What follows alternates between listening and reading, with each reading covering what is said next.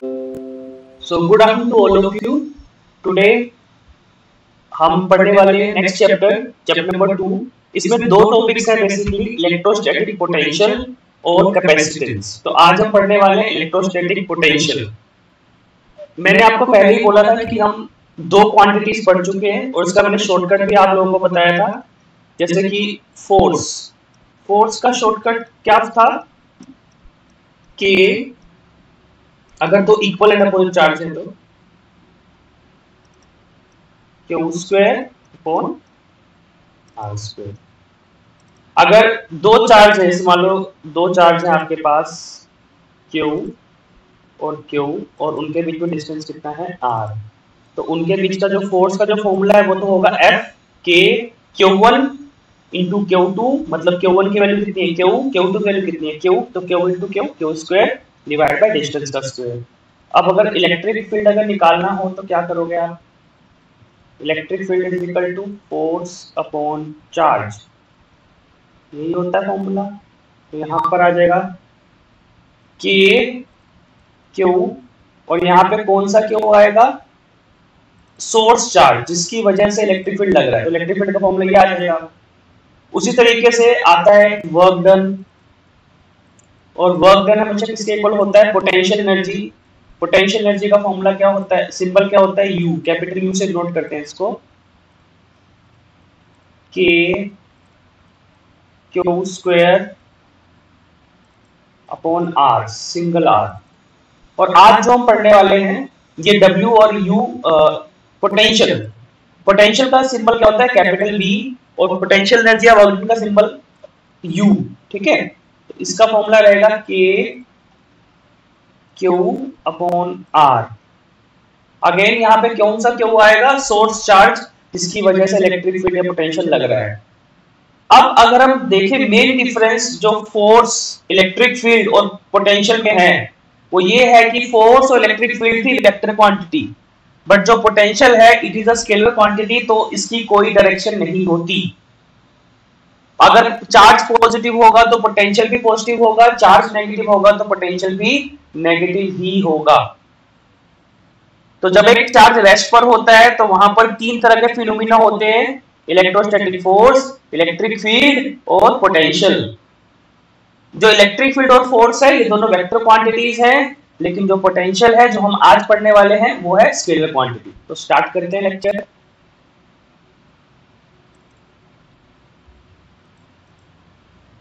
तो electrostatic potential and capacitance, आज हम सिर्फ इलेक्ट्रोस्टैटिक पोटेंशियल के बारे में पढ़ेंगे। तो the electrostatic potential of a charged body represents the degree of electrification of the body. It determines the direction of flow of charge between two charge bodies placed in contact with each other. 10th में आप सबने starting में पढ़ा था कि जो electric potential है वो क्या डिसाइड करता है कि करंट कहां से कहां फ्लो करता है। और ये आप सभी को पता है कि करंट की डायरेक्शन हमेशा हाई पोटेंशियल से लो पोटेंशियल पे होती है। हाई पोटेंशियल को हम क्या बोलते हैं? पॉजिटिव, और लो पोटेंशियल को क्या बोलते हैं? नेगेटिव, ठीक है। तो ये पोटेंशियल क्या करता है? डिसाइड करता है direction of flow of charge, और हमेशा कहां से कहां फ्लो करेगा? हाई से लो पोटेंशियल की तरफ। हाई पोटेंशियल को बोलते हैं पॉजिटिव, यहां लिखा भी हुआ है, the charge always flows from a body at higher potential to another body at lower potential. The flow of charge stops as soon as the potential of the bodies becomes equal, ठीक है। जो charge का जो transfer है वो stop हो जाएगा जब वो दोनों इक्विलिब्रियम में आ जाएंगे, तब दोनों का चार्ज सेम हो जाएगा, ठीक है। तो नेक्स्ट हम पढ़ेंगे इसमें electrostatic potential energy. Potential energy के बारे में पढ़ रहे हैं, और हमेशा जब भी पोटेंशियल एनर्जी पढ़ेंगे तो वहां पे क्या निकालेंगे? वर्क डन, ठीक है। ये मैंने चार फॉर्मूले दिखा रखे हैं, आप लोग से देख सकते हैं।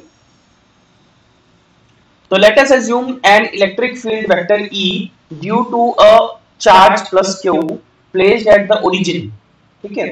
यहाँ पे origin पे पड़ा है मान लो, तो हमें क्या करना है? एक टेस्ट चार्ज है जो यहाँ पर पड़ा है, ठीक है, बहुत दूर है, A पॉइंट पे है, हमें उसे B पॉइंट तक लेके आना है, मतलब इस सोर्स चार्ज के पास लेके आना है। देखो आपको दिख रहा है सोर्स चार्ज कैपिटल Q है और जो टेस्ट चार्ज है स्मॉल Q है। वो अभी कहां पे पड़ा है? इनिशियली A पॉइंट पे पड़ा है, लेकिन हमें उसको B पॉइंट पे लेके आना पड़ेगा। और आप देख पा रहे हो कि जो क्यू पे पॉजिटिव है और स्मॉल क्यू पे भी पॉजिटिव चार्ज है, तो पॉजिटिव और पॉजिटिव रिपेल। लेकिन हमें फिर भी कहां से कहां लेके आना है, ए से बी पे लेके आना है। तो इस सोर्स चार्ज की वजह से एक फोर्स लगेगी इस पे रिपल्शन की। यहाँ पे लिखा हुआ देखो, let a small test charge small q be brought from a point A to a point B against the repulsive force of source charge capital Q. Q क्योंकि दोनों के दोनों पॉजिटिव हैं, हम इसको पास लेके आ रहे हैं तो उस पर रिपल्शन बढ़ती जाएगी। तो हमें इस रिपल्सिव फोर्स के अगेंस्ट काम करके इसे यहाँ लेके आना है। So we have to do some work done. We assume that an external force F external applied is just sufficient to counter the repulsive force। अब यहाँ पर ये वाला चार्ज इस पे रिपल्शन की फोर्स लगा रहा है, लेकिन फिर भी हमें पास लेके आना है, तो हमें कुछ ना कुछ एक्सटर्नल फोर्स अप्लाई करनी पड़ेगी, ठीक है। और हम मान रहे हैं कि जितनी हम एक्सटर्नल फोर्स अप्लाई कर रहे हैं वो सफिशिएंट है to counter repulsive electric force Fe on the test charge Q, so that net force on test charge is 0 and it moves from A to B without any acceleration, ठीक है। Now the work done। अब work done का formula 11th में आप सबने पढ़ा ही हुआ है, फोर्स इनटू डिस्प्लेसमेंट। तो यहाँ पर हम इंटीग्रेशन ले रहे हैं F external into D R मान लो स्मॉल डिस्प्लेसमेंट के लिए, ठीक है। और जब हम इसको निकालेंगे तो यहाँ पर माइनस का सिंबल बाहर की तरफ आ जाएगा, उसका जनरली जो फोर्स है बी से ए की तरफ, लेकिन जो टेस्ट चार्ज है वो कहाँ डिस्प्लेसमेंट करेगा, ए से बी की तरफ, ठीक है। इसलिए देखो जब यहाँ पे एफ एक्सटर्नल लिखा तो यहाँ पे नेगेटिव नहीं आया, ठीक है बेटा। लेकिन जब यहाँ पे एफ ई लिखा, एफ ई कौन सी फोर्स है बेटा, रिपल्सिव फोर्स है। तो अगर हम रिपल्सिव फोर्स और डिस्प्लेसमेंट के डायरेक्शन में देखें तो उसमें अपोजिट है, लेकिन जब हम एफ एक्सटर्नल और डी आर की डायरेक्शन देखेंगे तो सेम। यहाँ पे देखो पढ़ो आप, we assume that external force F external applied is just sufficient to counter the repulsive force. External force को डिनोट करते हैं एफ ई एक्स टी से और रिपल्सिव फोर्स को डिनोट कर रहे हैं एफ ई से। तो जब हमने एफ एक्सटर्नल और डी आर लिखा तो पॉजिटिव ही रहा, लेकिन जब हमने एफ ई और डी आर लिखा तो नेगेटिव आया, बिकॉज इन दोनों के डायरेक्शन अपोजिट है। दिस वर्क डन, हाँ जी बेटा,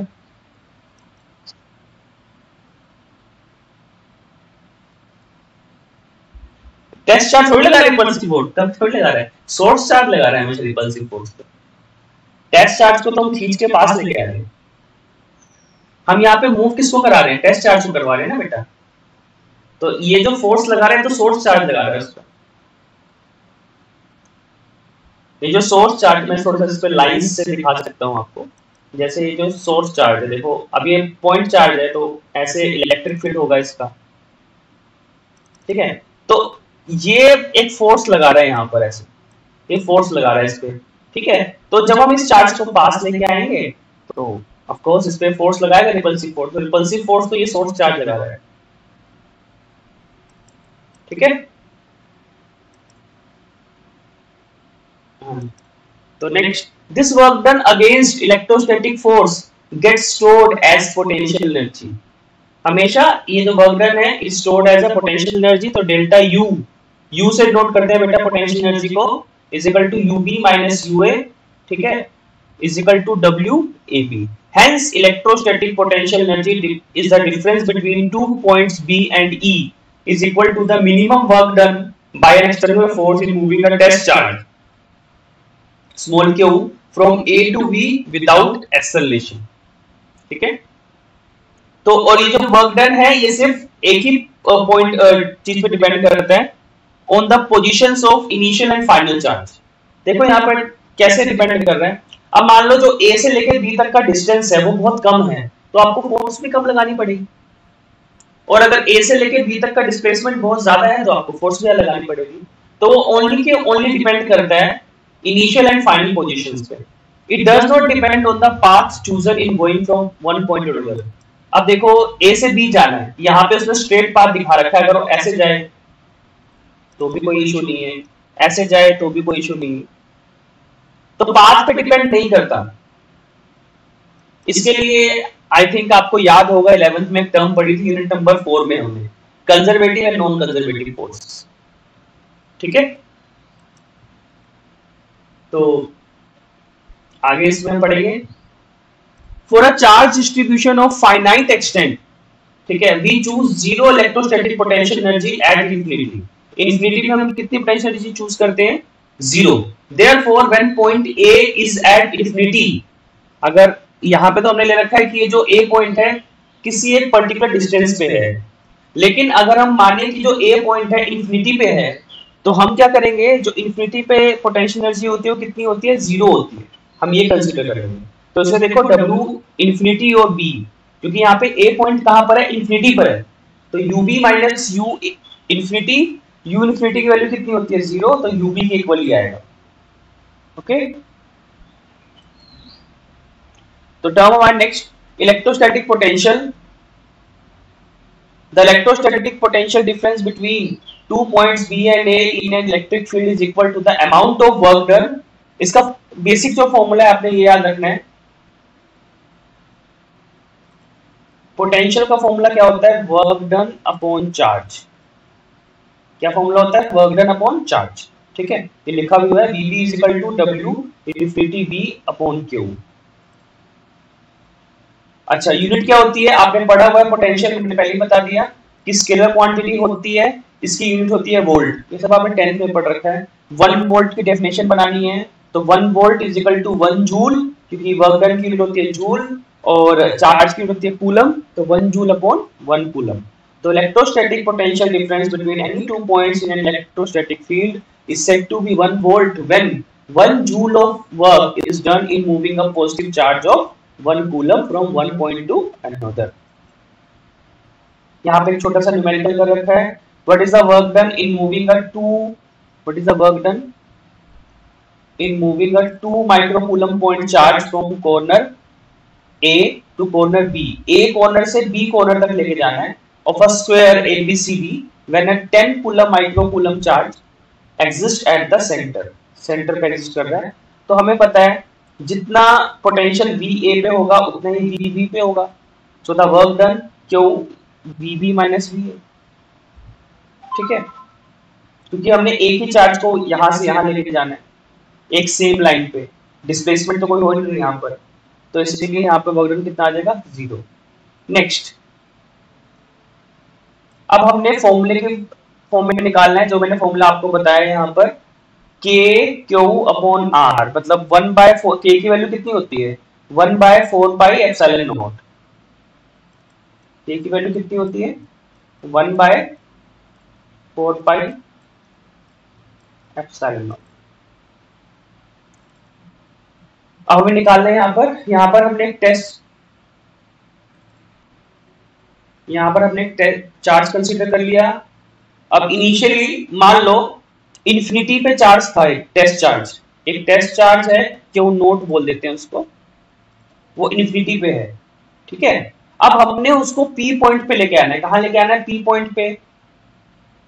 आपको याद होगा unit number 6 11th class gravitation, हमने वहां पे भी टर्म पढ़ी है, ग्रेविटेशनल पोटेंशियल बोलते हैं, ग्रेविटेशनल पोटेंशियल एनर्जी बोलते हैं। तो वहां पर भी हमने क्या किया था? एक पॉइंट लिया था इंफिनिटी, हमने उसको P पॉइंट पे लेके आना है, और हमें डिस्टेंस नहीं पता पर्टिकुलरली P पॉइंट से लेकर इंफिनिटी तक कितना पॉइंट है, कितना डिस्टेंस है। तो हमने क्या किया, पहले उसका छोटा सा एक टुकड़ा ले लिया C से B, और डिस्टेंस कितना ले लिया इसका? dx। फिर हम क्या करेंगे, उसको इंटीग्रेट कर देंगे। ठीक है, suppose we have to calculate electrostatic potential at any point P due to a single point charge Q at O। O point पे पड़ा है सिंगल पॉइंट चार्ज, और P पॉइंट पे हमने इलेक्ट्रिक पोटेंशियल निकालना है। By definition electrostatic potential at P is the amount of work done in carrying a unit positive charge from infinity to P। जितना work done करना पड़ेगा एक unit positive charge, मतलब test charge को infinity से P point तक लाने के लिए, दैट इज इलेक्ट्रोस्टैटिक पोटेंशियल। ठीक है, एट सम इंटरमीडिएट पोजीशन, मान लो कोई भी एक इंटरमीडिएट पोजीशन है, ये C, ये A पॉइंट, ये जो A पॉइंट है आपको दिख रहा है। ठीक है, on this path where OA is equal to x, O से लेके A तक का डिस्टेंस कितना है? x। The electrostatic force on unit positive charge is F is equal to QE। F is equal to QE होता है formula ये, तो E is equal to Q upon 4 pi epsilon naught x square. ये value put कर देंगे along O A. Now small amount of work done is in moving a unit positive charge from A to B where vector A B is equal to dx। A से लेकर B तक का distance कितना है dx, तो dw का formula कितना हो गया e dx। dw का फॉर्मूला कितना हो गया e dx। e dx cos 180। आप यहाँ पे ध्यान से देखो, जो इलेक्ट्रिक फील्ड लग रहा है वो कहाँ लग रहा है, बाहर की तरफ, बिकॉज ये भी पॉजिटिव है ये भी पॉजिटिव है, तो क्या करेगा उस पर रिपल्शन की फोर्स लगाएगा, तो E की डायरेक्शन होगी बाहर की तरफ,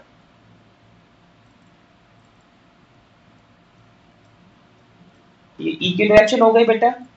लेकिन जो डिस्प्लेसमेंट हो रही है वो कहां से कहां हो रही है, इस तरफ हो रही है, तो एंगल कितना बनेगा 180।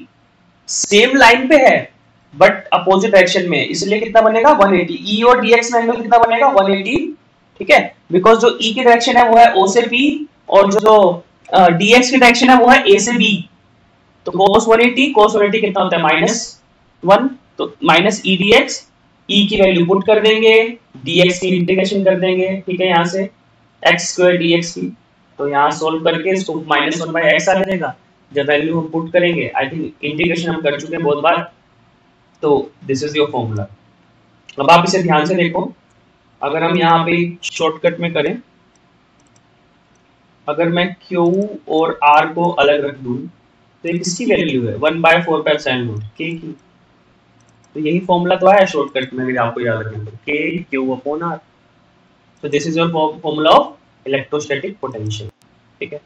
अच्छा, when Q is positive, the electrostatic potential V is positive। Q जो चार्ज सॉरी जो पोटेंशियल है it is a scalar quantity, so अगर जब Q की वैल्यू पॉजिटिव होगी तो पोटेंशियल भी पॉजिटिव होगा, और जब Q की वैल्यू नेगेटिव होगी पोटेंशियल भी नेगेटिव होगा। Electrostatic potential due to single charge,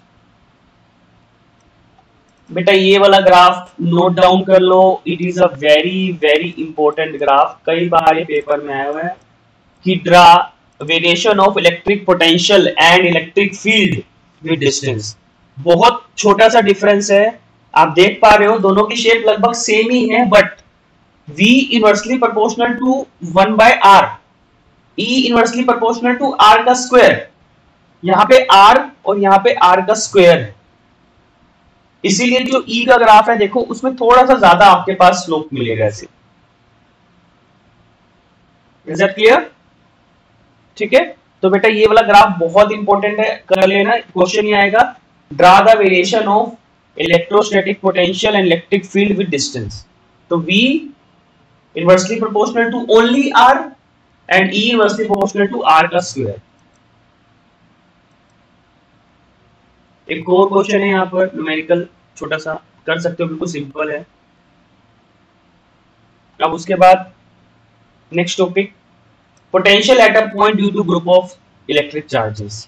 जैसे हमने किया था इलेक्ट्रिक फील्ड फोर्स की, जो टेस्ट चार्ज है वो जितने भी चार्जेस से घिरा होगा उन सबका सम, ठीक है, उसमें जो टोटल फोर्स होगी टोटल इलेक्ट्रिक फील्ड होगी, ऐसे ही टोटल जो पोटेंशियल है जितने भी चार्जेस से वो घिरा हो, जैसे मान लो यहाँ पे Q1 Q2 Q3 dash dash dash up to Qn तक है, तो जो टोटल पोटेंशियल होगा इस पॉइंट पे P पॉइंट पे, ठीक है, वो आप क्या मानोगे V1 plus V2 plus V3 plus dash dash dash up to Vn। 10 होते तो 10 तक, 12 होते तो 12 तक, सबका फॉर्मूला आपको पता ही है, ठीक है, ये सब पुट कर देंगे तो ये वाला आपके पास फॉर्मूला आ जाएगा, समेशन का यूज कर लेंगे मैथमेटिक्स से।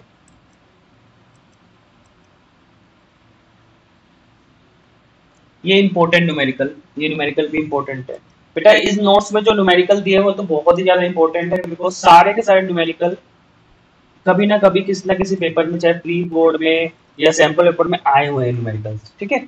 A cube of side B has a charge small q at each of its vertices. Determine the potential and electric field due to this charge array at the center of the cube. हमें center of the cube पे निकालना है। अब हमें पता है कि length of the diagonal of cube of each side B, यहाँ पे जितनी भी साइड है वो सबकी वैल्यू कितनी है B है। क्यूब की तो प्रॉपर्टी ये होती है, ये सारे के सारे B साइड के हैं, ठीक है। तो अगर आपने ये डायगोनल है ना, इस डायगोनल की अगर आपने लेंथ निकालनी है तो उसका फॉर्मूला क्या है, √3 इंटू साइड। ये शॉर्टकट फॉर्मूला है कि लेंथ ऑफ द डायगोनल निकालनी है तो √3 into side. Distance between centre of the cube and each vertex. अब अगर हमने इसका यहां से लेके यहां तक का डिस्टेंस निकालना है, सिर्फ यहां से लेके यहां तक ये डिस्टेंस निकालना है, सेंटर से डिस्टेंस निकालना है ऐसे, तो जितना टोटल डिस्टेंस है डायगोनल का उसका हाफ कर दें, तो √3b/2। रूट सिर्फ बेटा 3 पे है, b पे नहीं है रूट। तो hence 8 charges each of value q are present at the 8 vertices. कितनी वर्टिसेस है इसकी, 8 वर्टिसेस है। ये क्यूब है बेटा, ठीक है, यहाँ पे दिखने में आपको स्क्वायर दिख रहा है लेकिन ये क्यूब है। क्यूब 3 डायमेंशनल होता है, ठीक है। तो ऐसे 8 चार्ज होंगे, 8 चार्ज, ठीक है। तो v1 plus v2 plus dash dash dash up to v8, और सबके पास सेम चार्ज है, सेम डिस्टेंस पे है सेंटर से, तो इसीलिए 1/4 पे एप्सिलॉन नॉट, बस 8 से मल्टीप्लाई कर देंगे क्यों, और डिस्टेंस कितना है सबका, सेम ही डिस्टेंस है, √3b/2। इसको सोल्व कर लेंगे दिस, ठीक है। Further electric field at the centre due to all the 8 charges is 0, because सारे के सारे जो कैंसिल कर देंगे। जैसे अगर हम इसकी बात करें, ये वाला चार्ज जो सेंटर पे जो फोर्स लगाएगा, ये वाला चार्ज उस फोर्स को कैंसिल कर देगा, पेयर में करेंगे, 8 है ना। ऐसे ही इस वाले चार्ज को ये वाला कैंसिल कर देगा, और ऐसे जो बाकी जो 4 चार्जेस होंगे दूसरे फेस पे वो भी कैंसिल कर देंगे, ठीक है। Now this is a important topic, ये आप कर चुके हो डाइपोल के बारे में। अब हम एक जनरल फॉर्मूला बनाएंगे जिससे क्या कर सकते हैं हम, एक्सियल लाइन पे भी निकाल सकते हैं और इक्वेटोरियल लाइन पे भी निकाल सकते हैं। Electrostatic potential at a point due to an electric dipole. Electric dipole हम ऑलरेडी पढ़ चुके हैं, arrangement of equal and opposite charges separated by a small distance. Let us take the origin at the centre of the dipole. ये O origin ले लिया centre of the dipole पे। अब axial line आपको पता है 0 के एंगल पे खींचनी होती है, इक्वेटोरियल लाइन आपको पता है कि 90 के एंगल पे खींचनी होती है। तो अब हम क्या लेंगे, ना एक्सियल लाइन लेंगे ना इक्वेटोरियल लाइन लेंगे, हम यहाँ पे कोई भी एक एंगल ले लेंगे, दैट इज थीटा। क्या एंगल ले लेंगे, थीटा एंगल। ना ये 0 एंगल है, मतलब ना ये एक्सियल लाइन है और ना ही ये इक्वेटोरियल लाइन है, ये हम केस कर रहे हैं एट एनी एंगल, ठीक है। तो थीटा एंगल ले लिया। अब आपको दिख रहा है जो P पॉइंट है ये B पॉइंट से तो पास है लेकिन A पॉइंट से दूर है, B पॉइंट से पास है लेकिन A पॉइंट से दूर है, okay. Let the distance of P from charge -q at A be R1। जो A पॉइंट से उसका जो डिस्टेंस है मान लो R1 है और B पॉइंट से कितना है R2। तो V1 का फॉर्मूला क्या हो गया, -q 4πε0 R1, B पे सॉरी A पर कितना है -q चार्ज है इसलिए -q/4 4πε0 R1, और B पॉइंट पे कितना है q/4 4πε0 R2, ठीक है। तो यहां पर हम क्या करेंगे, हमें दिख रहा है अगेन कि B पॉइंट से जो P पॉइंट है वो पास है लेकिन जो A पॉइंट से जो P पॉइंट है वो दूर है। तो हम क्या करेंगे, A पॉइंट वाला जो चार्ज है उसको ज्यादा डिस्टेंस ट्रेवल करना पड़ेगा, एक्स्ट्रा डिस्टेंस ट्रेवल करना पड़ेगा। तो हम क्या करेंगे, ये जो OP लाइन है उसको हम थोड़ा सा बढ़ा देंगे, ठीक है। बढ़ा देंगे तो क्या होगा, यहां से हमें परपेंडिकुलर ड्रॉ करेंगे, A पॉइंट से परपेंडिकुलर ड्रॉ करेंगे C पॉइंट पर, ऐसे ही B पॉइंट से ड्रॉ करेंगे D पॉइंट पर। तो ये जो डिस्टेंस है ना ये एक्स्ट्रा डिस्टेंस कवर कर लेगा, ओके। अब देखो आगे, जो AP लाइन है वो PC के इक्वल हो जाएगी। अब क्योंकि A वाले चार्ज को ज्यादा डिस्टेंस कवर करना पड़ेगा तो वो जितना PC है ना उसके इक्वल हो जाएगा, बिकॉज हमने A से परपेंडिकुलर ड्रॉ कर लिया है। तो जितना डिस्टेंस A से लेके P का है उतना ही डिस्टेंस P से लेके C का भी होगा। अब P से जो C है, इसे मैं यहाँ पे लिख के बता रहा हूं आपको, जो P से C है वो दो चीजों से मिलके बना है, एक तो OP plus OC, OP plus OC। OP की वैल्यू हमें पता है कितनी है, R है। OC की वैल्यू हम क्या करेंगे, इस ट्रायंगल में से निकाल लेंगे। देखो आगे निकाली होगी, OC की वैल्यू ट्रायंगल से निकाल ली, in triangle AOC cos theta का फॉर्मूला OC अपॉन OA, ठीक है। जब हम पुट करेंगे तो क्या आ जाएगा, OA की वैल्यू कितनी है, स्मॉल a, तो A cos थीटा, तो AP की value R plus A cos theta.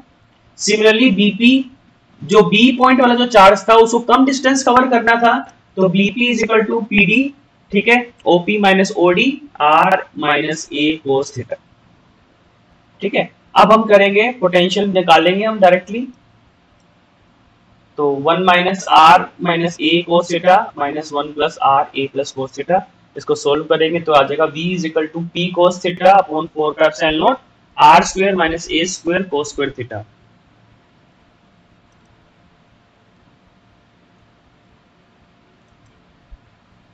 देखो फॉर्मूला यहाँ पर भी वही आ रहा है, p cos theta upon 4 pi epsilon naught r square, यहाँ पे उन्होंने आर स्क्वायर लिया है, हम यहाँ पे स्पेशल केस में करेंगे इस चीज को। हमारे यहाँ पास आया r square minus a square cos square theta, ठीक है।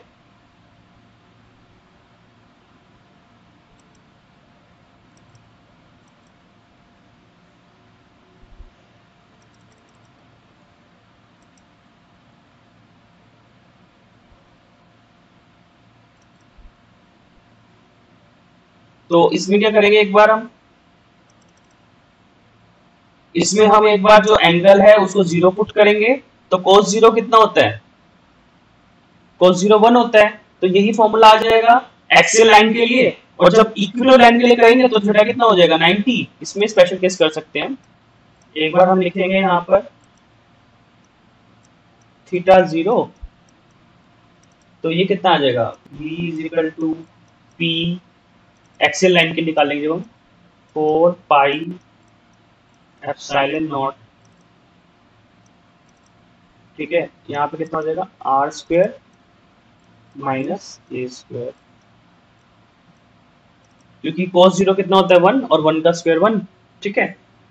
और जब हम करेंगे इक्विलर लाइन पे थीटा कितना हो जाएगा 90।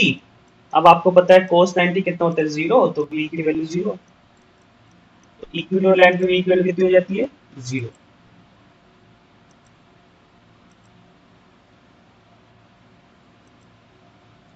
देखो यहाँ पे कर रखा है इसको, ऑन द डाइपोल एक्सिस अगर हम एक्सियल लाइन पे लेंगे तो p 4 pi epsilon not r square, ठीक है, और इक्विलर प्लेन थीटा 90 होता है, तो cos 90 कितना होता है 0, तो इसलिए v is equal to 0।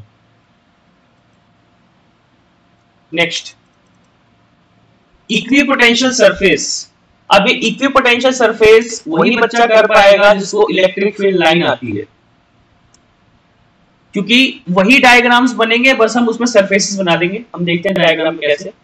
Surface नाम से पता चल रहा है इक्विपोटेंशियल, इक्वल पोटेंशियल, ऐसी सरफेस जहां पे हर एक पॉइंट पर पोटेंशियल की वैल्यू सेम हो उसे कहते हैं इक्विपोटेंशियल, ठीक है। और इसकी प्रॉपर्टी क्या है, इसकी प्रॉपर्टी है dw is equal to 0, dv is equal to 0, क्योंकि कोई चेंज है ही नहीं पोटेंशियल पे। अगर हम एक सरफेस के अंदर जो कि इक्विपोटेंशियल सरफेस है एक पॉइंट से दूसरे पॉइंट में जाए तो कोई पोटेंशियल का चेंज है ही नहीं, तो इसीलिए जो पोटेंशियल डिफरेंस होगा वो जीरो होगा, और जब पोटेंशियल डिफरेंस जीरो होगा तो वर्क डन भी जीरो होगा, ठीक है।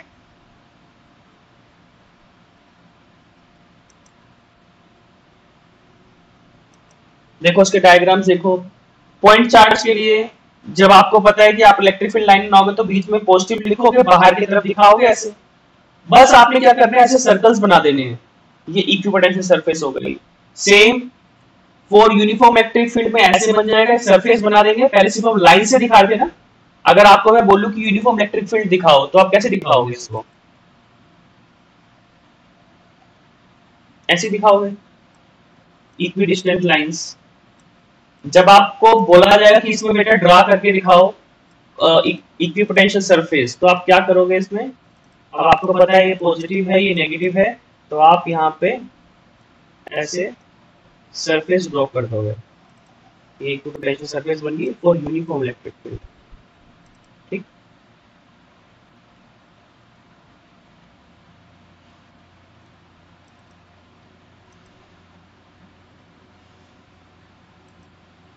अच्छा फॉर इलेक्ट्रिक डाइपोल, अगर इलेक्ट्रिक डाइपोल की बात करें तो हमें पता है कि जब हम लाइंस बनाएंगे तो ऐसे बनाएंगे, पॉजिटिव से नेगेटिव।